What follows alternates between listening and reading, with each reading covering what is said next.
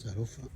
i vai ngā tae o mātango whie e ka whamara ngā leo tātou leo Yesu Christo tātou ala whai mai whanunga lenei ia i ngā laga whai ngā tei a leiso tātou loto anu tātou leo tō maua na mei tai au a ia whule mātau le la ia whiwhia ngā leo loto tau ngā ngi siu tiutunga whaiwhore whātingoinga ka pena atu ia awa e whiile te wina o pala au se wa ainga nalo iei i whatua mahi ona minel pa ia ai a mahi anganu ia toe au atu lea le tātou update ia e o mahi ona te upala au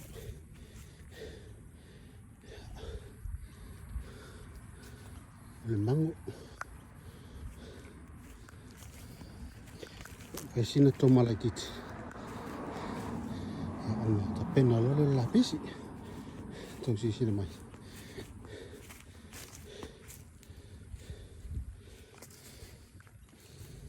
ma le la au e ma le lau pama la au fa mai na fola tangata le ala ia aro atu le malanga whātu po tātou le whaola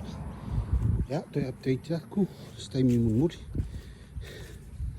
a se wa ingana i nau mai ona te uina i are au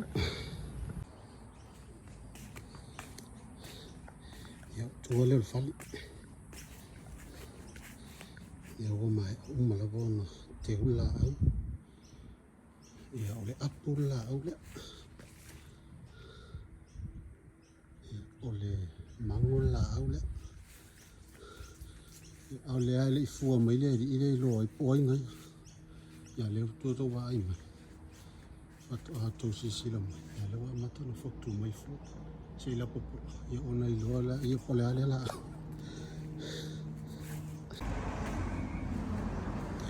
ia rolon sa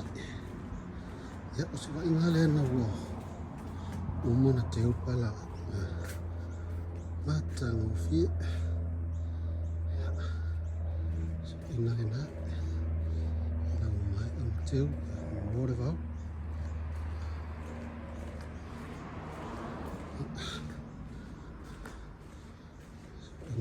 ina salu la pisia sina solo mai tu i fai umai le tu i dia teu lenei ole balat ya mau ya la lo mai sina ba ya mai e vina ngaleaso